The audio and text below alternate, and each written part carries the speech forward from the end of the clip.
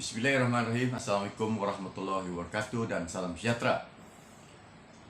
Kali ini kita bertemu lagi dan saya akan bercakap tentang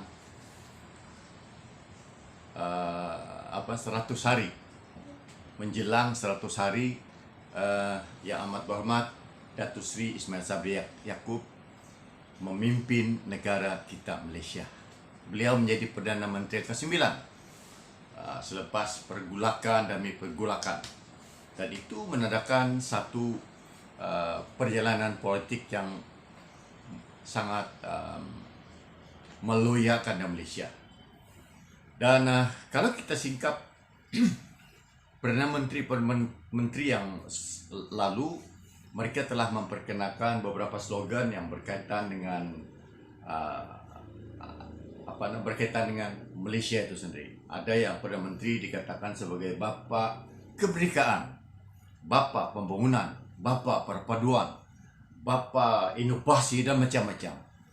Perdana Menteri kita telah memperkenalkan slogan keluarga besar Malaysia. Okey, keluarga besar Malaysia adalah maksud yang sangat luas, yang sangat signifikan dengan makna Malaysian Agreement itu sendiri. So, apa yang kita mahu ialah Malaysian Agreement yang terkait dengan slogan baru ini, iaitu keluarga besar Malaysia. Perlu diangkat, dan inilah masanya yang amat berhormat Datuk Seri Ismail Sabri Yaakob memperkasa maksud keluarga besar Malaysia itu. Pertama, keluarga besar Malaysia itu kita lihat tolong Perdana Menteri sebagai seorang Perdana Menteri yang ke-9, dan hari ini dekat dengan 100 hari yang berhormat memegang jawatan sebagai Perdana Menteri. Kita minta supaya Malaysian Agreement itu diperkasa. Nombor 1. Nombor 2, sebagai Perdana Menteri yang mengilhamkan slogan keluarga besar Malaysia, saya minta sebagai seorang rakyat Sabah, rakyat Malaysia di Sabah, saya minta supaya Yang Amat Berhormat mewujudkan 3 timbalan Perdana Menteri. 3 timbalan Perdana Menteri. Pertama, daripada Wish Malaysia, Malaya.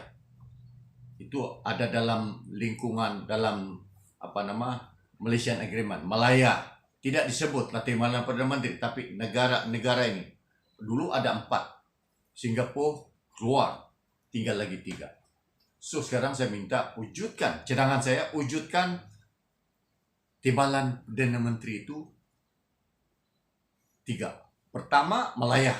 Timbalan Perdana Menteri dari Malaya. Timbalan Perdana Menteri daripada Sabah. Dan timbalan Perdana Menteri daripada Sarawak. So itu secara tidak langsung maksud equal partner, kesamartaan dalam membentuk Malaysia itu jelas, sesuai dan sepadan dengan slogan keluarga besar Malaysia. Itu nombor 2. Nombor 3, saya minta supaya Yang Amat Berhormat Datuk Seri Ismail Sabri Yaakob mengumumkan dalam tempoh dah menjangkau 100 hari ini, umumkan satu projek besar, membina jambatan daripada wilayah Persekutuan Labuan ke Tanah Besar Sabah. Dan yang terakhir, Labuan mesti dikembalikan kepada negeri Sabah. Kembalikan wilayah Persekutuan Labuan itu kepada negeri Sabah. Kerana ada suara-suara sumbang, suara-suara yang telah menzahirkan ketidaksenang hati rakyat Labuan dan pemimpin-pemimpin ahli parlimen kita daripada Sabah yang yang menzahirkan pandangan Saudara Rusman Dato' Isli. Dia kata kalau sekiranya wilayah persekutuan atau federal tidak mampu memajukan Labuan, membangunkan ekonomi Labuan, kembalikan Labuan itu kepada negeri Sabah. Apa masalah hari ini JRIS pegang? JRIS pegang. Dr. Jipri adalah fighter dari awal memperjuangkan isu ini. Dan kami dulu saya pun terlibat dalam PPS pada tahun 1984, 85, 86 berjuang bercakap tentang Labuan. Datuk Pairin adalah Presiden Parti PBS pada ketika itu dan sama highlight isu ini. So kembalikan Labuan kepada negeri Sabah. Itu suara-suara daripada ahli parlimen Labuan. Nombor 2, suara ahli parlimen daripada UMNO itu sendiri. Apanya yang ada di Labuan?